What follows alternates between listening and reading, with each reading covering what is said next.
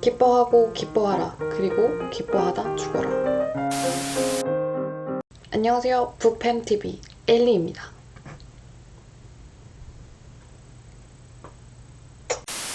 오늘 제가 리뷰해볼 책은 올더 헉슬리의 멋진 신세계 Brave New World입니다.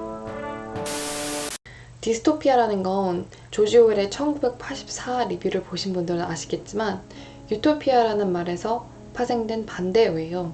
근데 유토피아는 여러분도 잘 아시다시피 이상향이란 뭐예요? 현실에선 이루어질 수 없기 때문에 존재하는 것. 유토피아가 현실에서 일어날 수 없는 일들이라면 반대어인 디스토피아는 현실에서 있을 법한 세계이겠죠.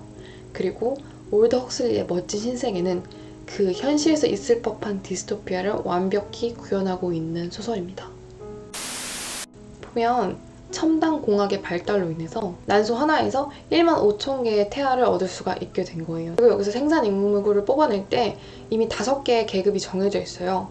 알파, 베타, 감마, 델타, 입실론 5등급이 나눠져 있는 거예요. 근데 이 사람들은 단순히 태어날 때 정육점에 있는 소처럼 얘는 그냥 스탠다드 A, 얘는 A급 뭐 이렇게 등급을 나누는 거에 그치는 게 아니라 처음에 계급이 정해진 순간부터 유전적 조작을 가하기 시작해요.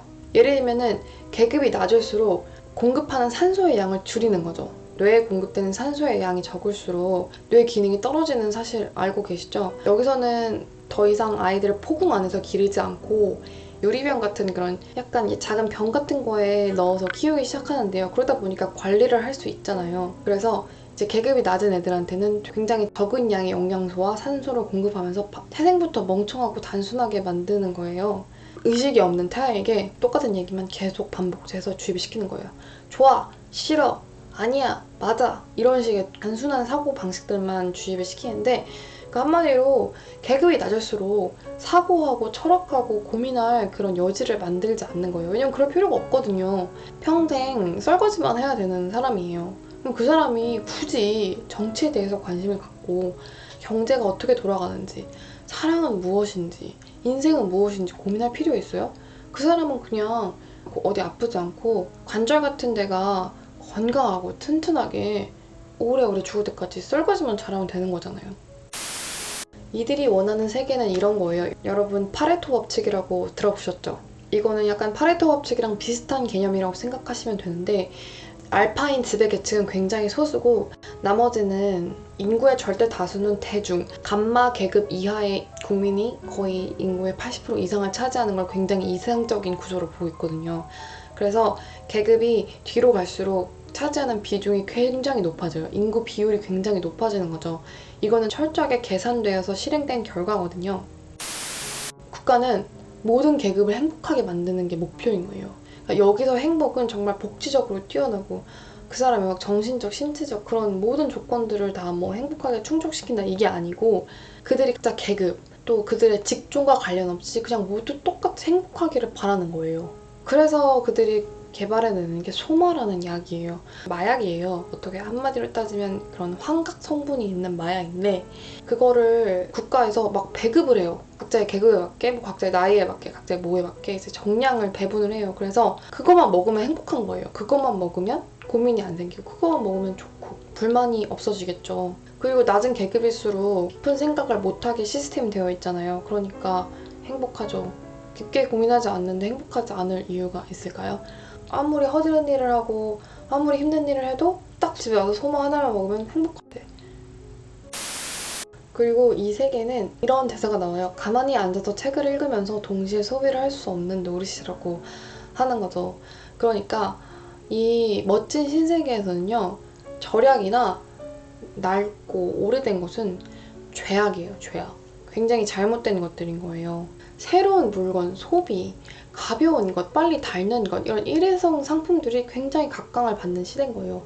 뭔가 되게 가치가 있는 것을 오래 보관하거나 전략을 한다거나 이런 거는 사회 악처럼 취급을 받는 시스템을 만든 거예요. 근데 사실 우리가 살고 있는 세계도 굉장히 비슷한 시스템 아닌가요?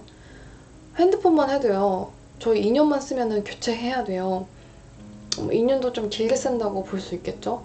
얘기를 들어보니까 이제 휴대폰 모델을 생산하는 큰 대기업들에서는요 배터리 내구성이 충분히 오래갈 수 있게 만들 수 있음에도 불구하고 1년, 길게는 2년 안에 빨리 소모가 되도록 시스테밍을 해놓는다고 하더라고요. 그래야 단말기 회전율이 올라가니까요. 그래서 우리도 막 핸드폰 조금만 쓰면은 배터리가 빨리 닳는 건 느끼잖아요. 근데 그것도 이미 시스템화 되어 있던 거죠. 핸드폰 단말기 안에요.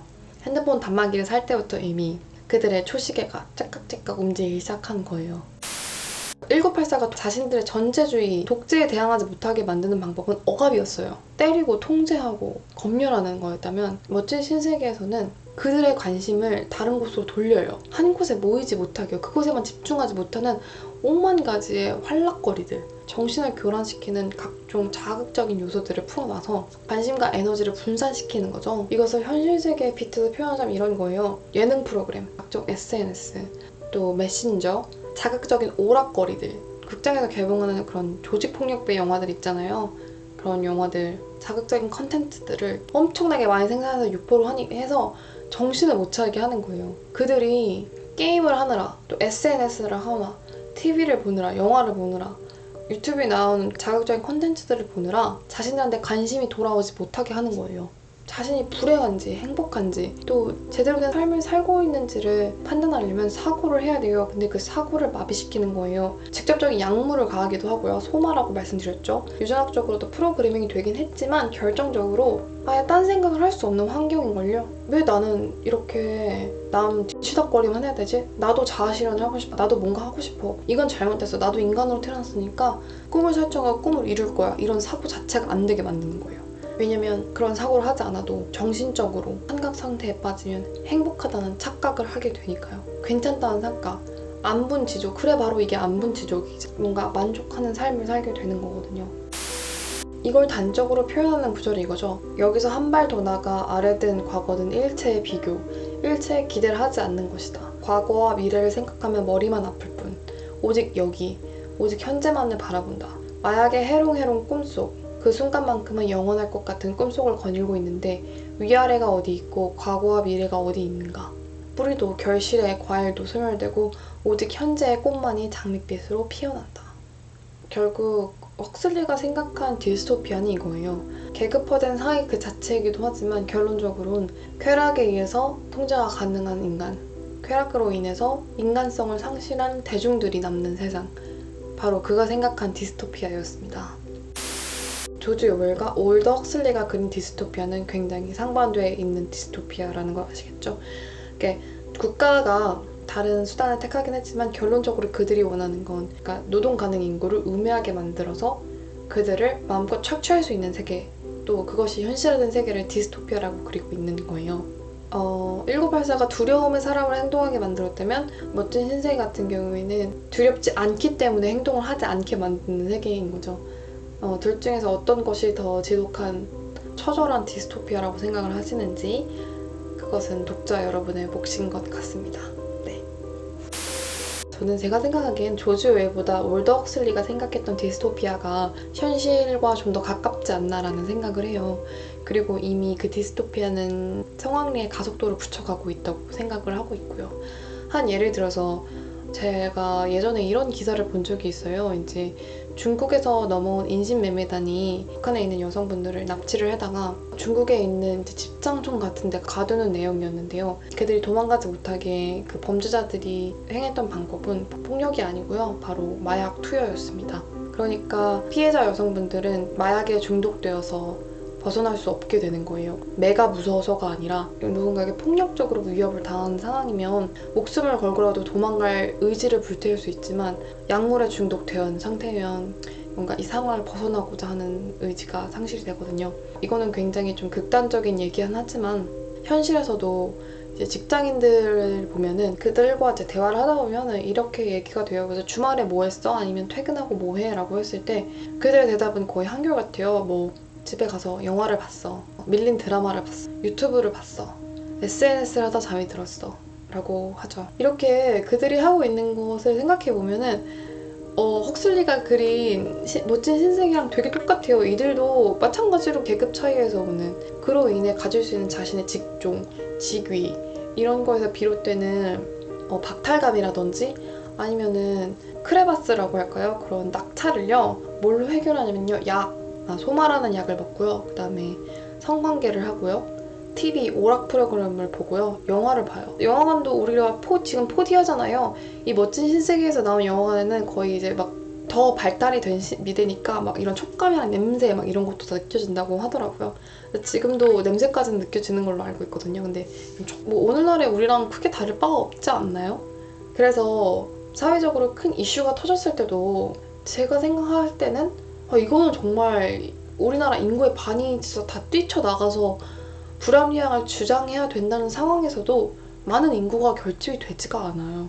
그게 뭐 여러 가지 이유가 있겠지만 자신과는 상관없는 일이라고 생각할 수도 있고 또 자신의 그런 정치적 스탠스나 그런 것과는 좀 거리가 있다고 생각할 수도 있지만 다른 얘는 할 일이 너무 많다, 바쁘다예요.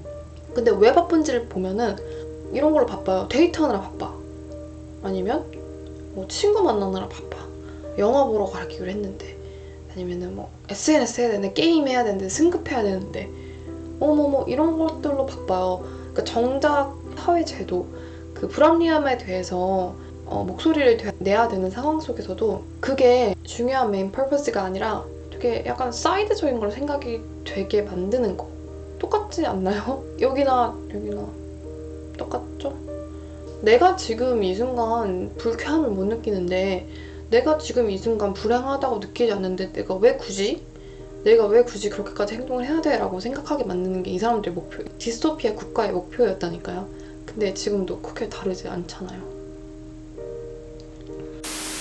정말 자기의 철학적 사고나 아니면 세계관을 발달시키거나 정말 자기 자신의 영혼의 성장에 필요한 생각을 하게 만드는 컨텐츠를 소비하는 경우 요즘엔 정말 찾아보기 힘든 것 같아요. 특히나 제가 이런 기사를 최근에 읽었어요. 이제 어릴 때부터 유튜브를 보고 자란 세대 있죠. 장문을 읽는데 굉장히 큰 어려움을 느낀다고 해요. 그러니까 트위터가 140자 제한이 있잖아요. 140자 제한으로 인해서 140자 이상을 읽거나 쓰는 곳에 돼도 되게 어려움을 느끼는 거죠. SNS에 최적화되게 아이들이 크기 시작하는 거예요. 솔직히 인스타그램이나 트위터 아니면 유튜브 댓글창에 그렇게 긴 글 쓸 필요 없잖아요. 그리고 이제 유튜브로 컨텐츠 소비할 때 어떤 채널이 가장 인기가 많아요? 교양 채널? 시사 채널? 아니잖아요. 어떤 채널이 가장 인기 많아요? 되게 1차원적인 개그하는 채널. 1차원적인 행위를 하면서 웃음을 끌어내는 채널 가장 인기 많죠? 구독자 정말 많잖아요. 괴기해 보이고 가끔은 이제 그리고 그런 채널들 대부분이 은연중에 모든 차별을 다 담고 있더라고요. 인종차별 뭐 말할 것도 없고 성차별 이거는 디폴트죠. 이런 걸 웃음거리 삼아서 공공연하게 만드는 콘텐츠를 소비하면서 자라는 사람들이 얼마나 비판적인 생각을 할 수 있을까요? 그게 그냥 저렇게 해도 되나? 저건 좀 문제가 있냐라는 생각을 할 수도 없이 그냥 좀 웃긴 거, 재밌는 거 아니면 저렇게 뭐 저런 마이크로 인플루언서가 한 얘기니까 이렇게 되더라고요. 그래서 이제 점점 사람들은 책을 읽지 않게 될 거예요. 점점 고전도 읽지 않게 될 거고요. 그래서 제가 에세이나 읽기 쉬운 그런 얇은 책들을 까는 건 절대 아니고요. 어떤 고전에 대해서 얘기를 했을 때 그것에 대해서 어렵다고 얘기하는 사람만 있지 그게 정말 저도 뭐 그런 생각을 하게 됐어요. 저는 어떤 생각을 해요. 그걸 읽고 그거에 대한 감상평을 플랫폼에 남겼어요. 이런 사람 거의 없어요. 근데 메이크업 그런 뷰튜버들의 영상 보고는 따라하죠. 그러니까 자신의 내적인 영역에 대한 고민보다는 그냥 외적인 영역에 대한 고민만을 더 많이 하는 세대인 거죠. 보여주는 대로 보고 들려주는 대로 듣고 주는 대로 먹고 하라는 대로 하는 그런 대중들이 되어가고 있는 거예요. 그러니까 감각적인 것에만 반응하고 소비하고 그런 사람들이 하루아침에 난 능동적이고 주체적인 인간이 돼서 뭔가를 생산할 거야. 능동적이고 자발적으로 뭔가를 생각할 거야. 나만의 세계를 구축할 거야. 갑자기 하루아침에 이게 가능할까요?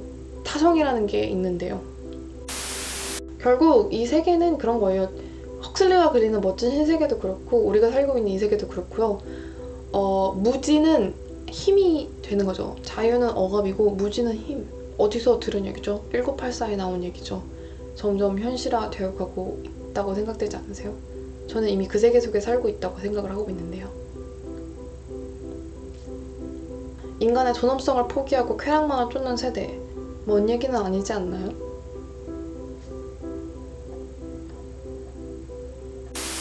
가끔 이제 제가 추천해주는 고전 소설을 보면서 여성이 이제 어떻게 소비되고 어떻게 그려지는지 그 모습들에 대해서 불편하게 느껴서 좀 읽기 힘들다는 분들이 계실 수 있는데요. 이제 제가 특정 책을 추천드릴 때 물론 그런 상황들도 고려를 10분 하면 좋겠지만 어쩔 수 없이 과거에 쓰여진 책들이다 보니까 그렇다고 해서 현대에 나오는 책들이 그런 요소가 없다는 건 절대 아니고요. 있긴 하죠. 그러다 보니까 이제 그런 부분들은 어쩔 수 없이 감안을 해야 되는 것 같아요. 그러니까 감안한다는 게 무시하고 바라는 게 아니라 그래 그거는 어차피 쟤네가 디폴트로 잡고 가고 있는 부분이니까 물론 비판을 해야죠. 비판을 하지만 제가 이제 들여다보고자 하는 의도는 그 고전 소설 속에 드러난 세계관, 그 다음에 그들 작가가 풀어낸 그 세계관 속에서의 그려지는 인간 그런 군중들의 심리, 그로 인해서 비춰볼 수 있는 오늘날 우리의 모습이거든요. 저도 이제 그런 부분에 대해서도 많이 지적을 하려고 하고 있고, 또 그런 부분을 지적하지 않는 클립이 있어도 그거에 대해서 비판 의식을 가지지 않기 때문이 아니라 그것 외에 더 크게 다루고 싶은 주제들이 있기 때문이니까 네, 그런 점은 좀 고려해서 시청을 해주시면 정말 감사할 것 같습니다. 네, 오늘은 이 정도에서 마무리를 하면 될 것 같고요. 벌써 이제 올해도 며칠 남지 않았잖아요. 그래서 이제 앞으로 제가 생각하는 클립은 올해 제가 읽었던 책들 뭐 리스트 쭉 영화 크레딧처럼 막 하면서 하나하나씩 짧게 소개하는 그런 클립을 찍거나 아니면 이제 연말 기념해서 제가 어떻게 독서를 하는지, 독서를 잘 하는 법, 그리고 고전을 좀 더 쉽게 읽는 법, 그런 방법론적인 것에 대한, 그러니까 리뷰 클립 말고 그런 방법론적인 약간 스킬과 관련된 그런 팁이라고 할까요? 클립도 한번 올려볼 예정이라서 뭐 다른 의견이 있으면 코멘트 달아주시면 제가 한번 고려해볼게요. 적극적으로요. 저는 언제나 독자와 소통하는 유튜버 아니겠습니까? 독자와 소통하는 작가. 네. 오늘 여기까지 해보도록 하겠습니다. 저희 클립 시간을 내서 시청해주셔서 항상 감사하는 마음을 가지고 있고 또 네, 저는 항상 여러분들께 감사하는 마음을 가지고 있어요. 한 분 한 분 다 말씀을 전할 수 없지만 저에게 이제 큰 힘이 되어주고 있습니다. 여러분의 시청 시장과 좋아요로 증명이 되겠죠? 여러분?